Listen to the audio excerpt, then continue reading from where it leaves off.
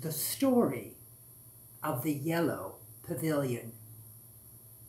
Yellow is the color of joy, of happiness, of laughter.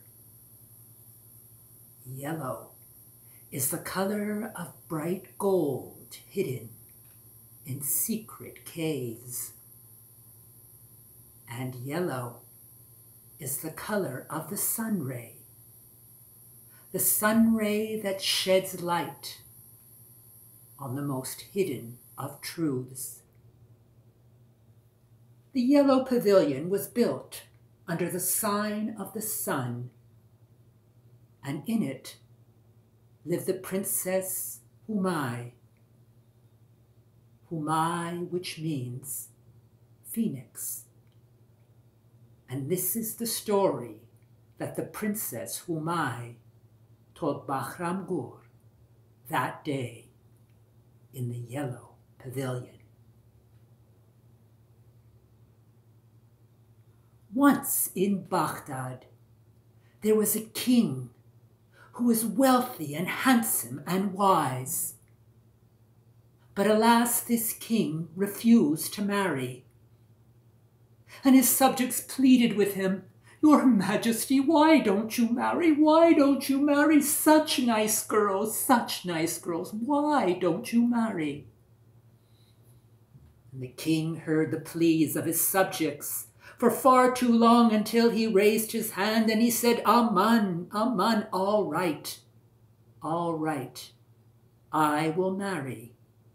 But first I must go to my soothsayers to predict the future of such a marriage." And when he went before them, they all shook their heads gravely, saying the same thing. "Alas, your Majesty, love will be your murderer, for the day you fall in love is the day you die. The day you fall in love is the day you die."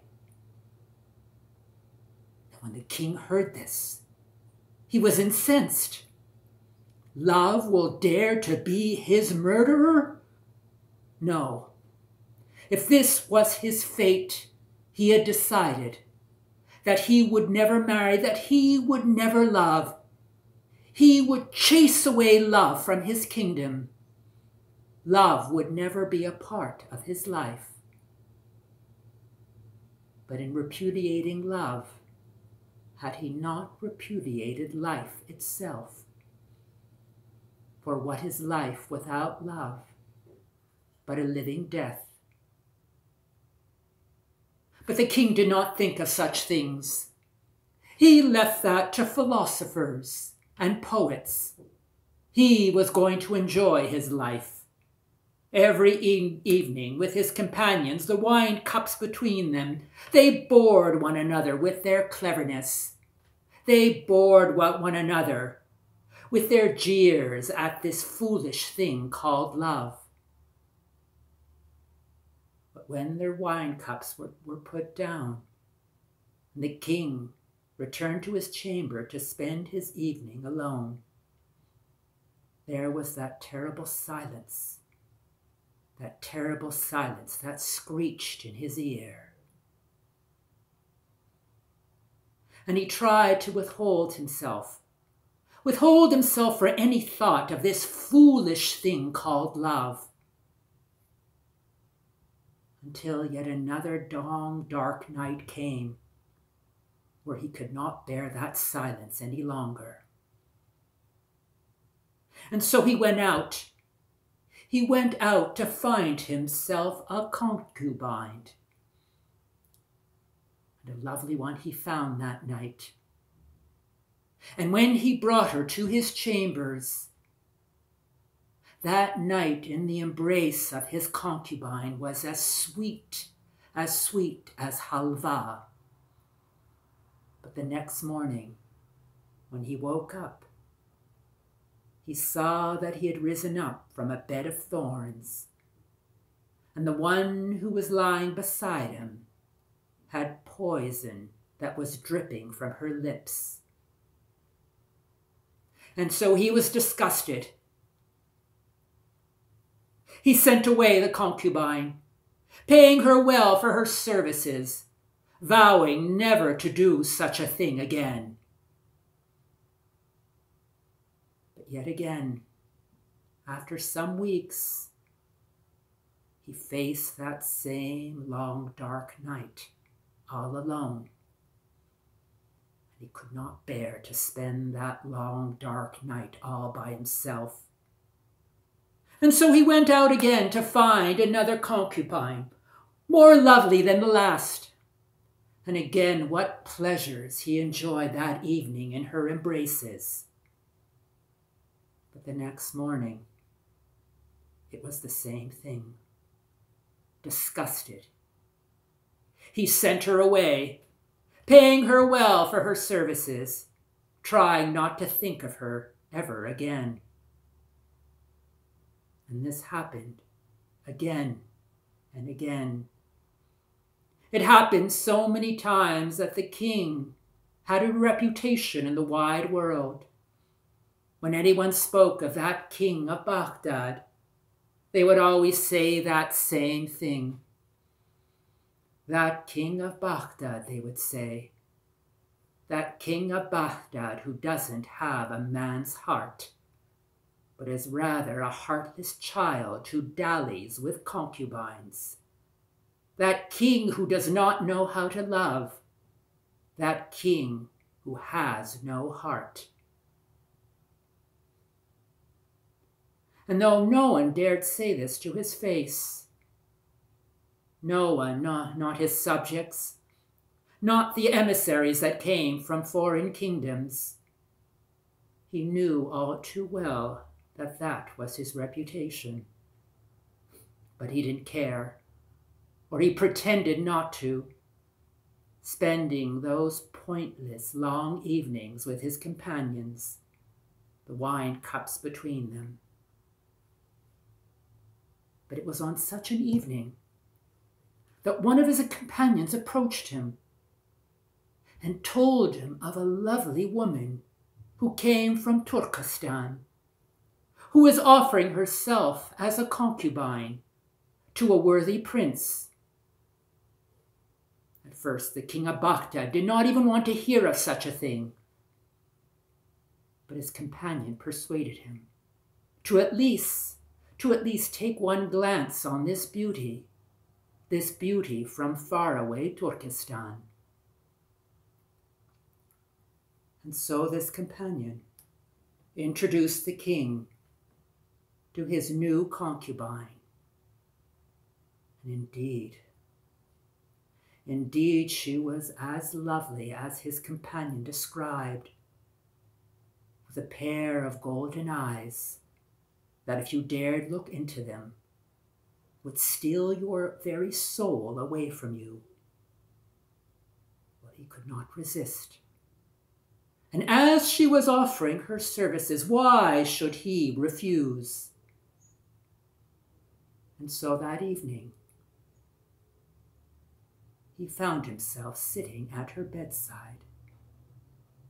And there she was waiting for him, in all her finery, in her golden robes.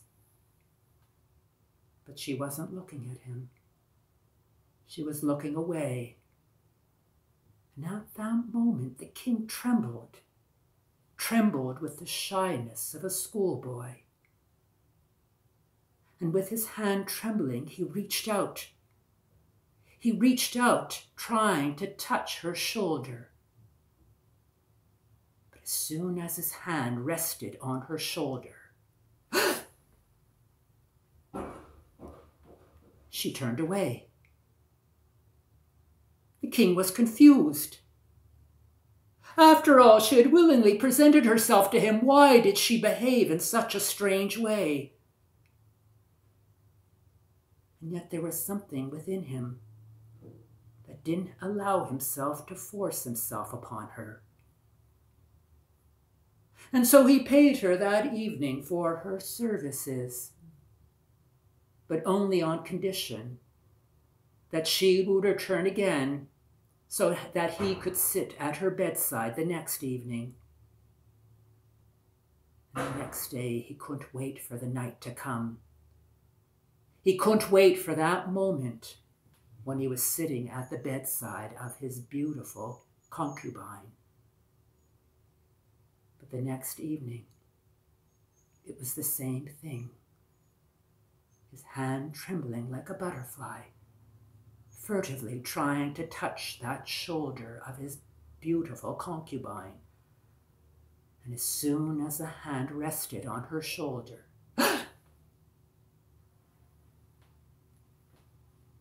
and again he paid for her services, only on condition that she would return the evening after that.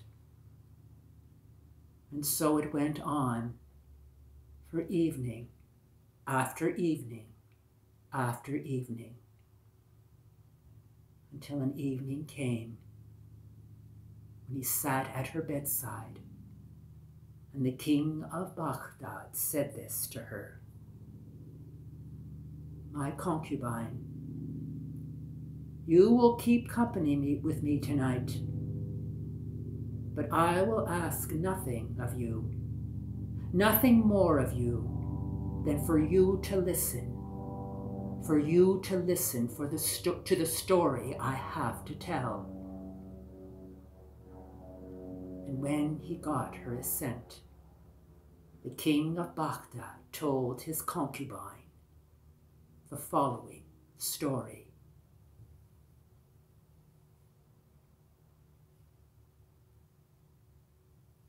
Once there was a king called Soliman, who was both wealthy and wise. And his wife, his spouse Bilqis, matched him in beauty and wisdom. But alas, the king and queen had a child who was crooked. And every evening Bilqis wept to her husband. "You are the wealthiest and wisest of kings," she said to him, "and I match you in wisdom and beauty. How between us can we have created such a crooked child? Why has God given us this crooked child?" And she wept again and again, evening after evening, until it broke Soliman's heart. But one evening, Soliman had a dream. And in his dream, he saw an angel with golden wings. And this is what the angel said to him: "Eh, King Soliman, there is but one cure for the crookedness of your child. You must take your child and place it in a cradle, and place that cradle between yourself and your spouse Bilqis. And over that cradle, each of you is to ask the other a question that the other must answer truthfully. Do all this as I say to you, and the crookedness of your child will be cured." And when Soliman woke up from that dream, he took their crooked child and placed it in a cradle of gold. And that golden cradle he placed between himself and his beloved Bilqis. And he motioned to Bilqis, his wife, to ask him a question, any question, that he promised that he would answer truthfully. And so Bilqis asked Soliman the following question: "Eh, Soliman, You are the wealthiest of kings. All other kingdoms are envious of your treasury. And yet for all this, answer me this. Have you ever desired what another man has? And to this, Soliman, over the golden cradle where their child rested, Soliman answered this question of Bilkis. Bilkis, indeed what you say is true. I am the wealthiest of kings.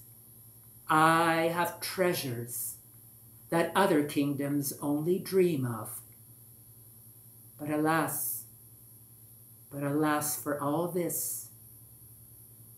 Every time an emissary comes from a foreign kingdom and bows down offering his tribute, and every time I bow down in respect of the tribute that is offered me, I can't help but peek to see how much gold he has in his hands.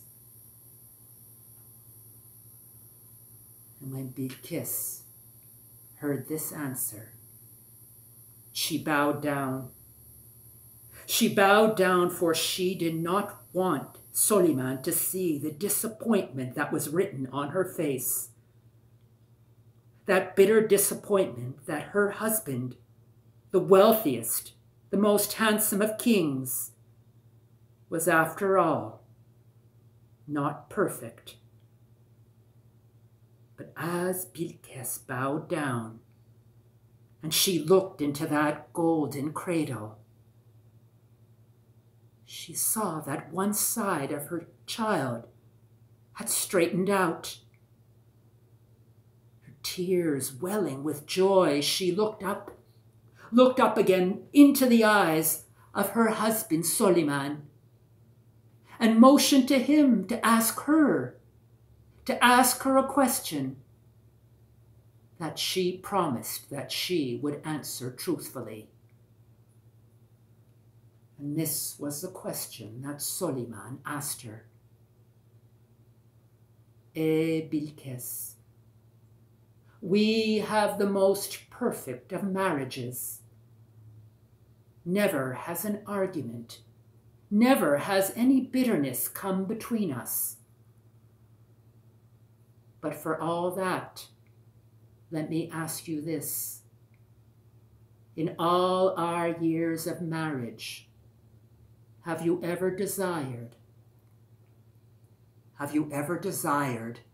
another man? And to this Bilkis answered, Soliman, indeed, we have the most perfect of marriages. Each day is happier than the day before. I love you as much as the first day that I met you. But alas, every time I pass the western gate of the palace, and I see the tall, handsome Circassian guard who stands there, and every time I dare to look into his deep blue eyes blue as an ocean of endless longing, I am filled with such a longing, such a deep longing, that even the most perfect of marriages cannot fulfill. Now, when Soliman heard this answer, he too bowed down his head, for he did not want Bilkis to see his rage at his own wife. How dare she desire another man than me? His rage became a fist. And at that moment he thought with that fist he could strike his wife. But just as he had that thought, when he looked into the cradle, the other half of his child had straightened out. And he saw at that moment that his child, their child, was perfect.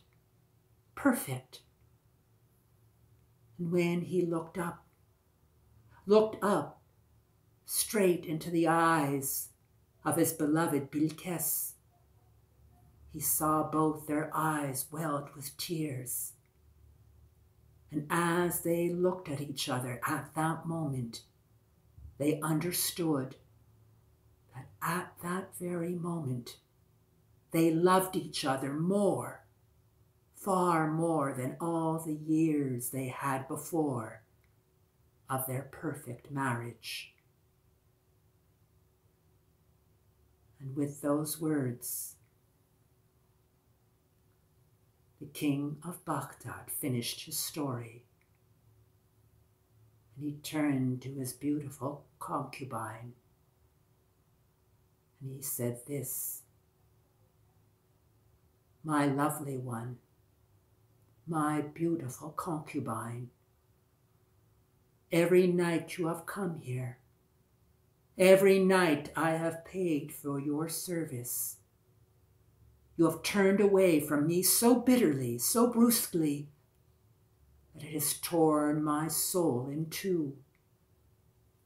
What is the reason for this?" And to this the concubine answered, "I am the seventh. I am from a family of 7 daughters. And one by one I saw my sisters die in childbirth. And when I did, I vowed that love would not be my murderer. I vowed that love would not be my murderer." And then she began to weep, weeping tears as gentle as the morning rain. And looking at those golden tears, the king had the courage once again to try to touch the shoulder of his beautiful one. And when his hand rested on her shoulder,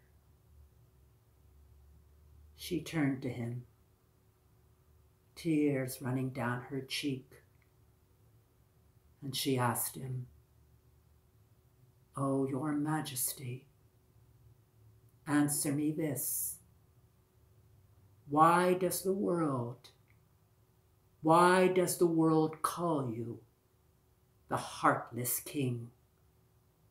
Why does the world call you the king who does not know how to love?"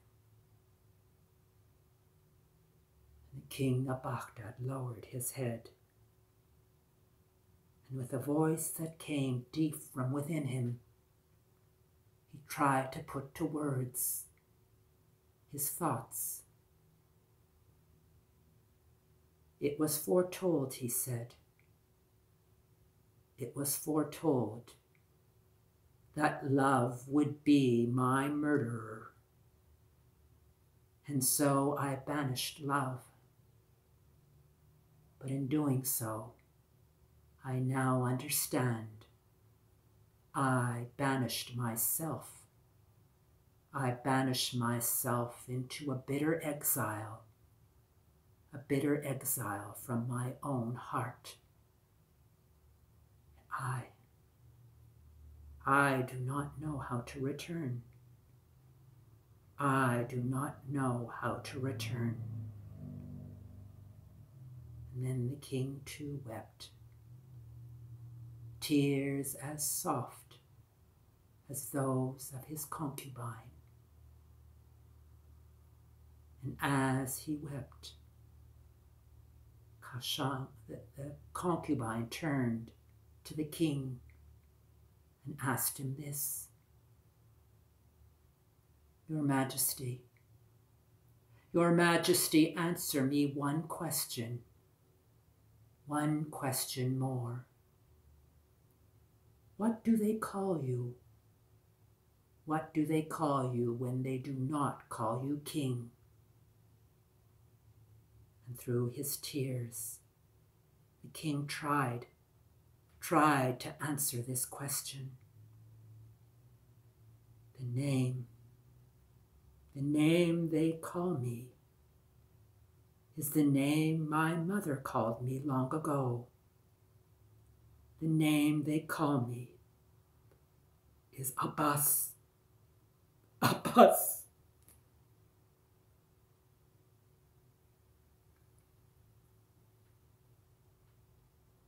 And the king, consumed with his own tears, forgot even that his lovely companion, his lovely concubine, was sitting at his side. But she reached out to him, took his head in her hands, and with her tears smeared her lips. And she kissed the king.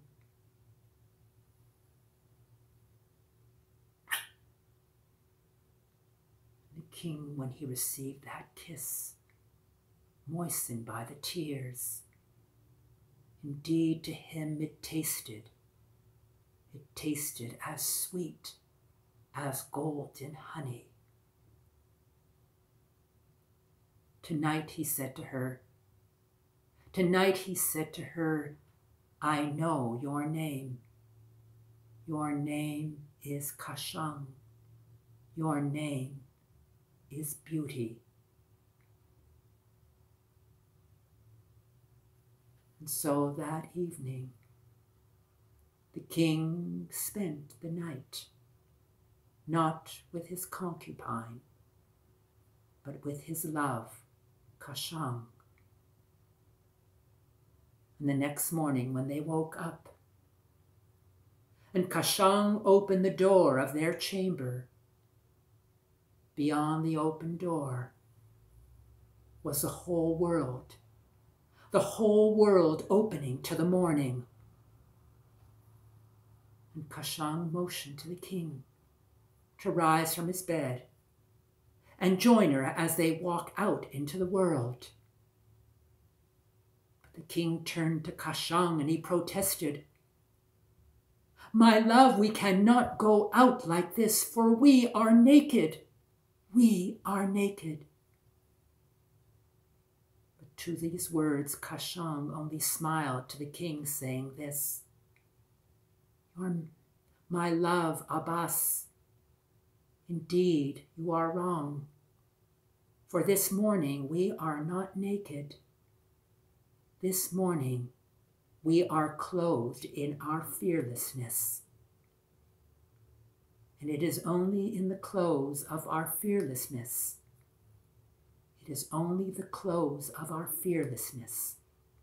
that we will need for the journey ahead of us. And so Abbas and Khosrow went out together into the world, and in their fearlessness, they transformed their destinies. And that is the story of the Yellow Pavilion.